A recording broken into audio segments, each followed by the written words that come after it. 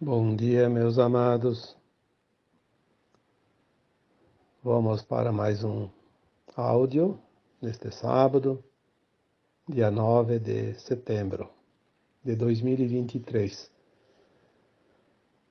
Hoje é interessante que hoje tem um portal, né? 9 do 9. Não é o portal mais importante de setembro, porque teremos o portal do equinócio, 21, acho que é dia 21, né? 21 do 9. Enfim, o dia que inicia a primavera. Eu ultimamente não me apego mais tanto em datas e estou começando a me perder nos dias, né? Mas é normal. Logo, logo nós não precisamos mais de calendário nem de relógio. Porque o único tempo que vai existir é sempre o eterno agora, onde nós não teremos mais nenhuma dificuldade em ter o passado e o futuro junto com o agora, com o presente, né?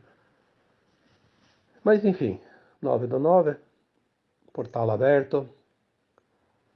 É interessante porque a gente acha que o portal abre no dia certo, 9 do 9. Não. O portal, geralmente, ele tem um tempo, uma janela, que fica aberta. Ele abre e fecha dentro de um tempo. Normalmente é 21 dias. Então ele começa 10 dias antes e 10 dias depois, mais o dia do calendário. Então são 21 dias. Então esse portal de 9 do 9 ele emenda com o portal do equinócio. Vai ser praticamente uma janela dentro de uma janela, né? Mas eu não vim aqui falar de portais hoje, porque o assunto que me traz é um outro. Eu vou dar um título, como eu sempre digo, dar o nome aos bois. Hoje vamos dar um título para esse áudio: Tragédias coletivas, omissão e ação. Ou, melhor, tragédias coletivas, ação e omissão. É melhor essa segunda hipótese é mais adequada. Ação e omissão. Porque em todas as tragédias coletivas a gente vê claramente ações e omissões. É engraçado isso, porque pouca gente percebe a ação e a omissão dentro das tragédias coletivas. Em primeiro lugar, já falei alguns anos atrás, eu acho que foi no tempo que caiu aquele avião da Chapecoense, que foi um momento também que a gente fez muita reflexão, porque é preciso que a nossa alma, de vez em quando, receba um choque para despertar, para acordar, sair daquela coisa mecânica, sair daquela situação que a gente chama de robotizado, né? Agir individualmente ou coletivamente como se fosse um robô. Não, nós somos almas. A alma é a animação de um corpo. A alma é uma consciência. A alma está aqui para evoluir, está aqui em aprendizado. No mundo de dualidade, de provas e expiações, enfim, tudo isso já foi falado.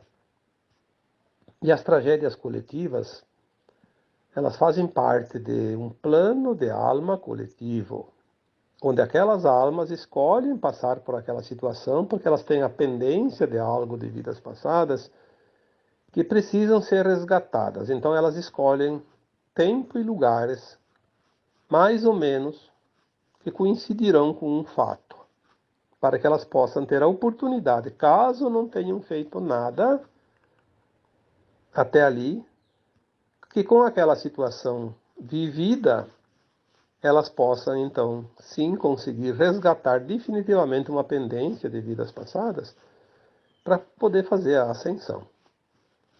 Então as almas, quando passam por uma situação de tragédia coletiva ou individual também, obviamente,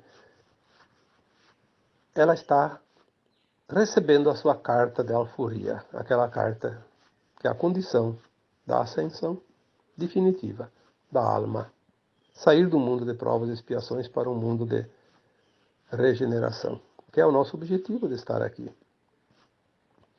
As tragédias coletivas, elas também têm um plano que ele é indireto para mexer com as outras almas que estão presas ao apego, ao imediatismo, ao egoísmo, para que elas possam trabalhar o seu lado solidário, o seu lado compassivo.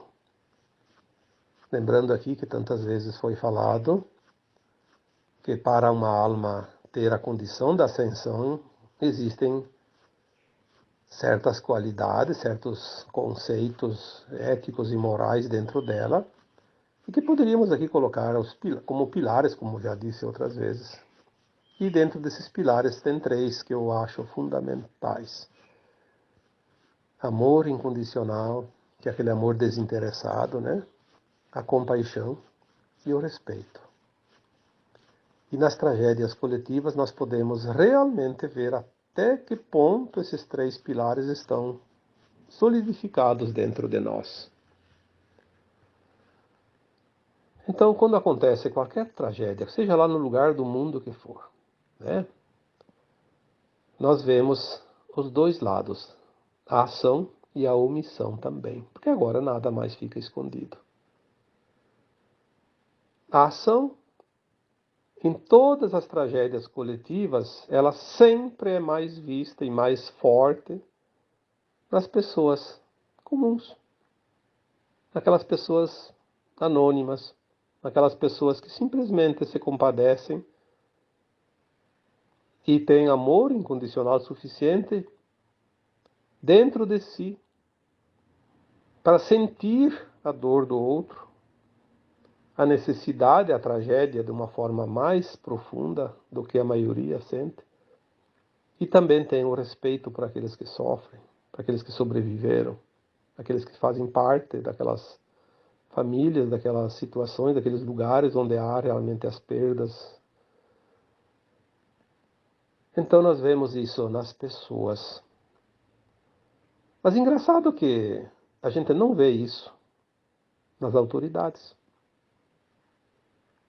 Não é uma coisa surreal isso? A gente vê naquele que não tem condições nenhuma. Não tem poder, não tem recursos, não tem nada, mas ele vai lá. Você não tem como ajudar financeiramente em donativos, em doações, de uma forma de amparo ou outra, acolher alguns que precisam de amparo, daqueles que sofreram as tragédias. Muitos vão lá ajudar, né? Pessoalmente.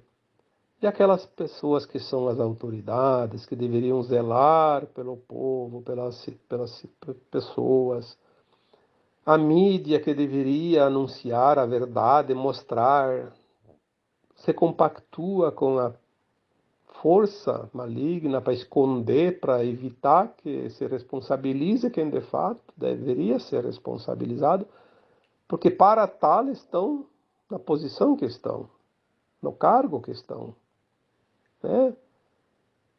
Se uma autoridade está de posse de um cargo, ela tem os seus deveres.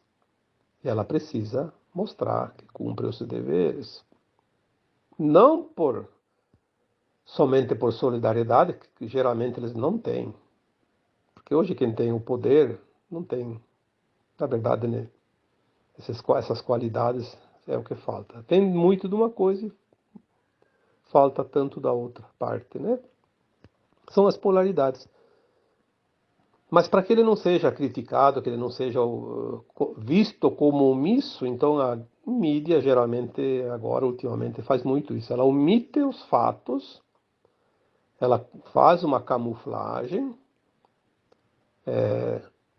dá uma nova dimensão das coisas diferente para que recaia menos cobrança sobre aqueles que são realmente pagos e muito bem pagos e eleitos e colocados em seus cargos, em seus poderes, em seus pedestais, para que possam, nessas horas, mostrar realmente o poder de decisão, de ação. E no que nós vemos é realmente o contrário, a omissão.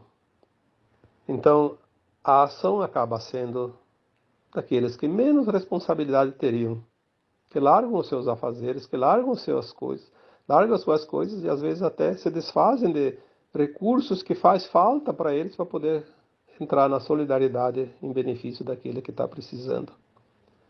E aqueles que se locupletam com o poder, que têm todos os recursos, mas preferem comprar apoio do que dar apoio àqueles que realmente precisam.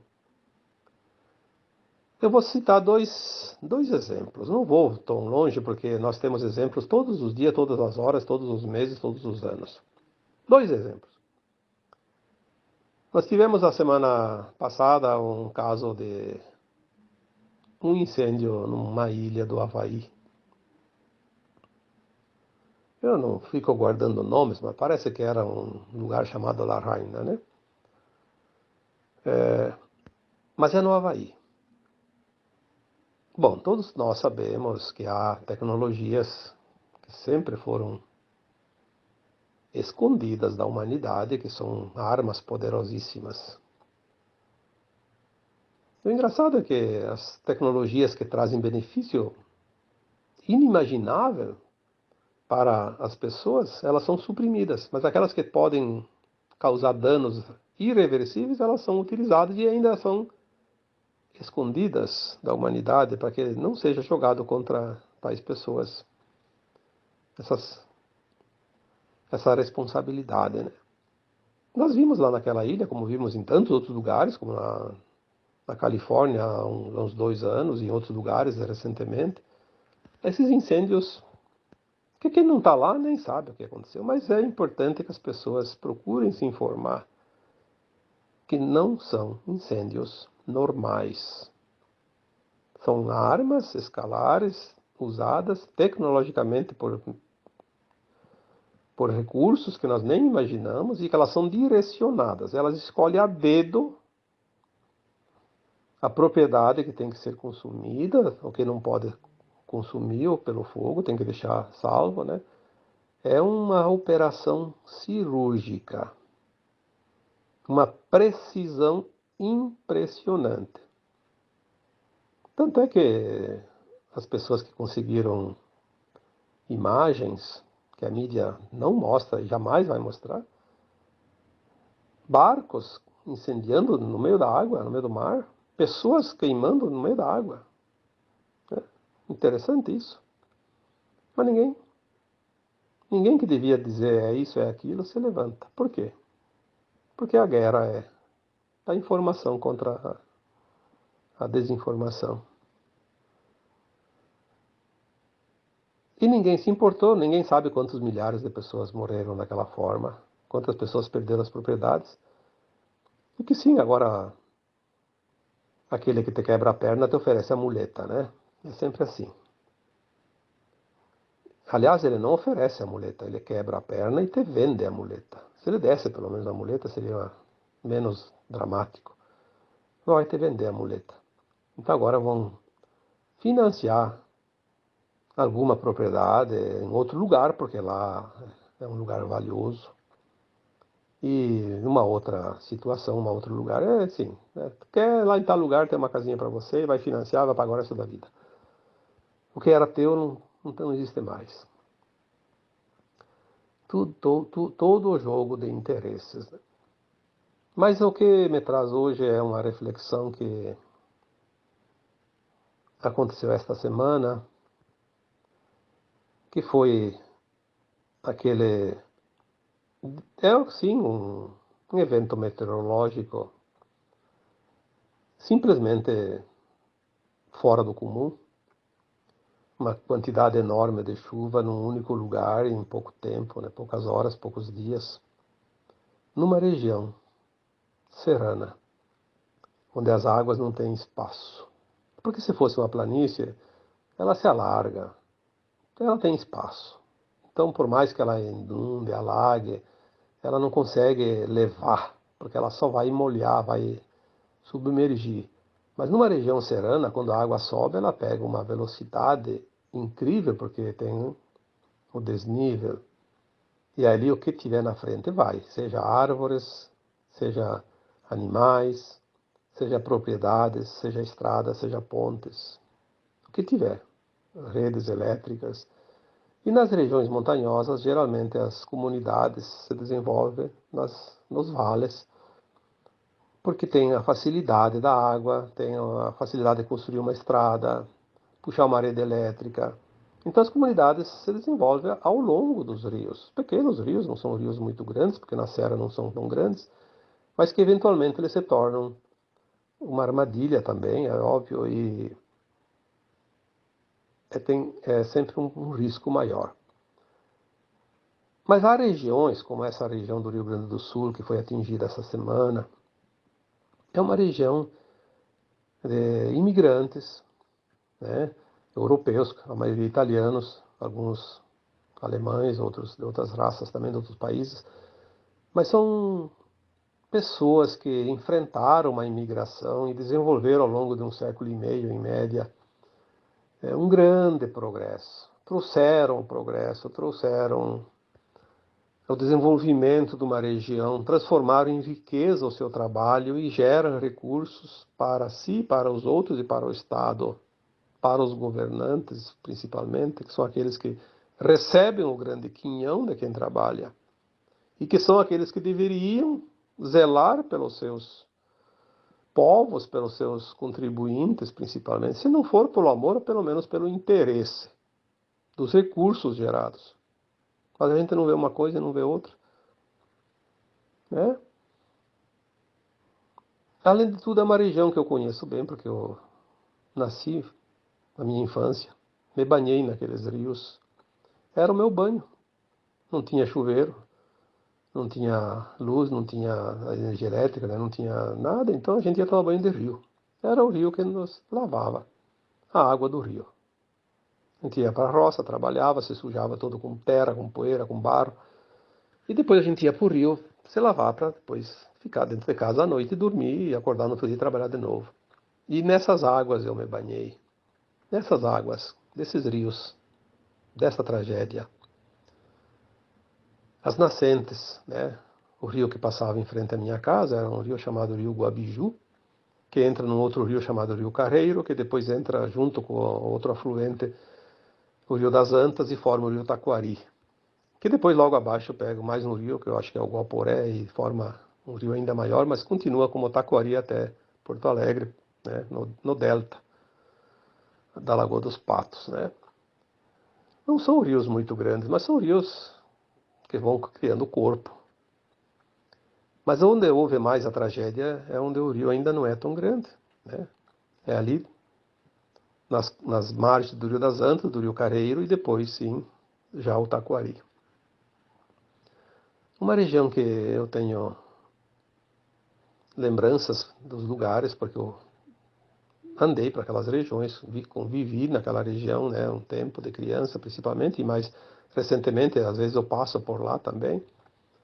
Uma região riquíssima, de propriedades muito bem estruturadas, ricas propriedades, né, apesar de ser pequenas propriedades, um conforto que se conseguiu depois de um século e meio, através de várias gerações, e que gera uma riqueza extraordinária, porque a riqueza não é dada pelas grandes indústrias, onde são sempre beneficiados com favores. É aquelas pequenas propriedades, aquelas pequenas indústrias, aquela pequena empresa, aquele pequeno agricultor que trabalha e contribui com cada centavo que ganha, contribui com os seus impostos, com a sua contribuição para o Estado, para manter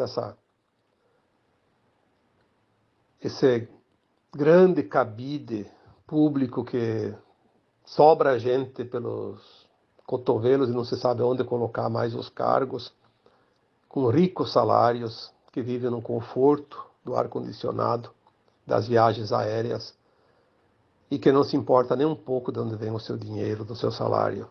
E essas pessoas que pagam nunca reclamaram de nada. Contribuíram silenciosamente, porque também é um dever contribuir, sim. Manter a máquina estatal, por enquanto, ainda é uma contribuição e um dever, porque ainda é assim que funcionam os sistemas. Mas não precisava ser tão inchada dessa forma e tão exploradora como é, né?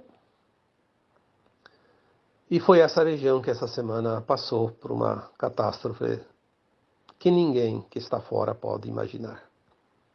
Porque a mídia se omite. A mídia mostra alguns lancezinhos aqui e ali. Tem algum repórter que até se anima a fazer uma coisa. Mas depois quando vai lá para divulgação é cortado as partes que não interessa. Porque compromete aqueles que pagam a mídia religiosamente para omitir fatos e inventar fatos. A tragédia ela é realmente inimaginável.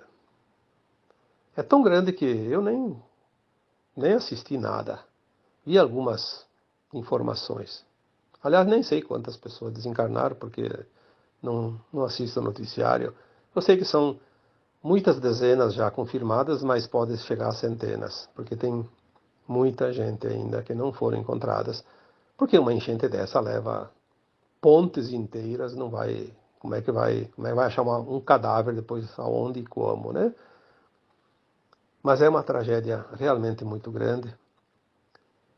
Mas não é pelo fato dos mortos em si, porque desencarna aquele que precisa desencarnar, na hora que ele pediu e da forma que ele pediu, para finalizar um projeto de alma. Eu vi pessoas em certos relatórios que ficaram uma noite inteira no telhado de uma casa, sem saber se aquela casa ia embora, se ia continuar ali, se a água ia subir acima do telhado. Aí eu fico imaginando a dor, o sofrimento, a tortura que um ser humano precisa viver numa situação dessas. Pessoas que ficaram agarradas no teto, na copa de uma árvore, uma noite inteira também, se fosse pelo menos de dia, mas de noite. E eu vi uma foto lá que alguém tirou de porcos agarrados num telhado, não sei se era de uma casa ou se era um chiqueiro. Um animal agarrado com as duas patas dianteiras se segurando, porque a água estava com metade do corpo dele já coberto de água, né? Aí quantos animais foram levados, né? Cavalos, bois, vacas, carneiros, cachorros, gatos, galinhas e animais que não são domésticos também, né? Quantas casas foram levadas embora, quantas pontes, praticamente todas as pontes, comunidades inteiras sem comunicação. Aí tem cidades lá que, tipo Roca Salles e Mussum, que foram das mais prejudicadas, pelo que se viu, né? Não sei, talvez tenha outras lá que a gente não saiba, que praticamente desapareceram. Não há mercados, não há farmácias, não há lojas, não há nada. Não há água, não há luz, não há comida, não há mais nada. E as pessoas sem as casas, sem os seus pertences, sem os seus móveis, sem os seus documentos, sem as suas roupas, sem as suas camas, sem os seus quartos para dormir. Pessoas que perderam seus carros, quantos, né? Suas máquinas agrícolas. As indústrias, quantas indústrias perderam tudo, seus estoques, sua produção. Lojas que perderam seu estoque, mercados que perderam tudo. O mercado que eles têm um abastecimento para a cidade inteira por um mês, dois, ficou sem nada. E as pessoas, muitos nem sabem, porque há a omissão de quem devia ser a ação.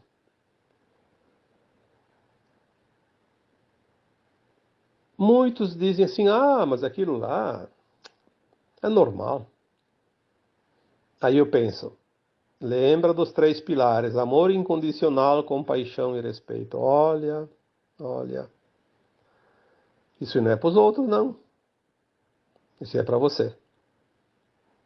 Se você não sente compaixão numa hora dessas, se não é solidário, não precisa contribuir. Não precisa dar teu dinheiro, tuas coisas, se você está até difícil para você. Muita gente não tem nem para si. Mas pelo menos sinta a compaixão. Seja solidário, porque daqui a pouco a vez pode chegar para ti. Eu não vou falar que essa situação vai acontecer com esses que se omitem, que são os responsáveis, seriam os responsáveis para agora estar lá, manga arregaçada, de bota de borracha, se fosse preciso andar junto lá e ajudar. Esses vão pagar mais adiante, naqueles planetas horríveis de provas e expiações, dos mais tristes que podem existir ainda nos universos infinitos, é lá que eles vão pagar suas contas. Porque está escrito isso. Faz parte do projeto Terra, das almas que aqui estão. Não sou eu que estou inventando, eu não estou dizendo nada. Estou apenas lembrando que existem as leis divinas. E as leis divinas são infalíveis e imutáveis. Ou nós pagamos com amor ou pagamos com a dor. Todas as nossas ações mal conduzidas. Desta vida e das vidas passadas.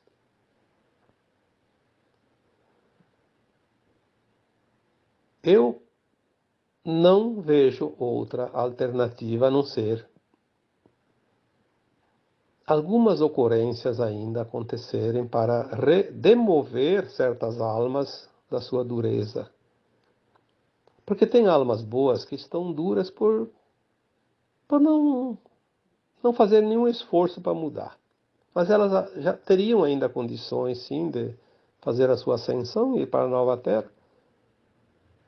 Mas talvez algumas tragédias ainda vão mexer com essas almas endurecidas, vão dar uma oportunidade de se amolecerem um pouquinho.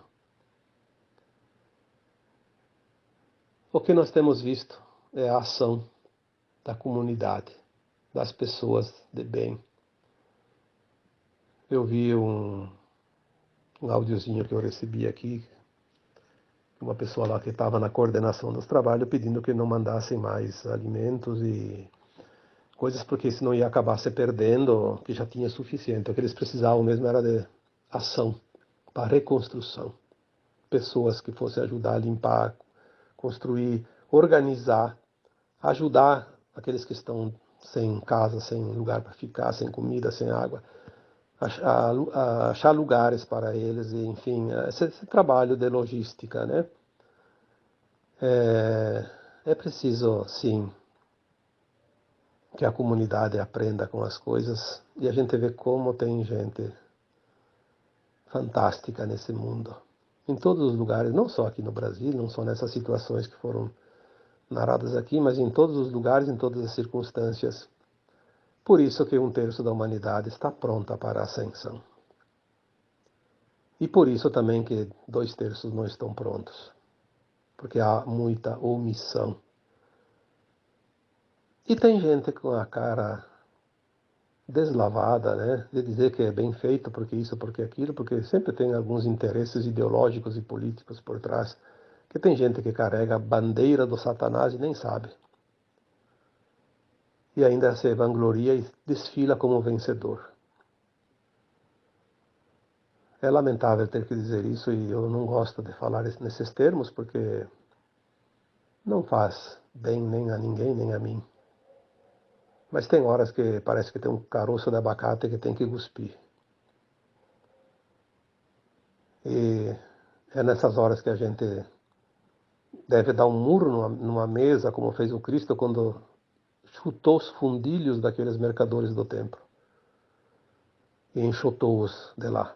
Tem horas que a gente precisa sim enxotar, mas enxotar de uma forma bem formidável, como você diz assim, amorosa, mas muito dura, porque tem pessoas que precisam levar choque. Não aprendem. Mas quando chegar a vez deles, eles vão lembrar. Provavelmente não mais nesse planeta, talvez num outro planeta. E não será por uma oportunidade, será por milênios. Esta é a dura realidade da omissão. Omitir é tão prejudicial quanto roubar, quanto matar, quanto condenar. A omissão é tão negativa quanto aquele que faz uma ação do mal. Mas a ação bem feita, a ação voluntária, a ação solidária, compassiva, esta sim é a tábua de salvação de muita gente. Fica aqui essa reflexão, pois quem consegue sentir a compaixão sente a dor alheia. E nessas horas nós sentimos a dor de cada um. E temos também que ter muita força para superar não somente os nossos difíceis trampolins que ainda precisamos passar, mas também superar a dor do outro quando sentimos ela forte, rebombar em nós mesmos. Que a misericórdia divina seja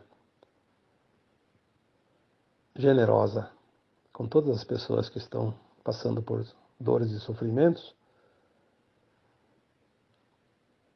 e que a providência divina seja compassiva com aqueles que se omitem nessas horas.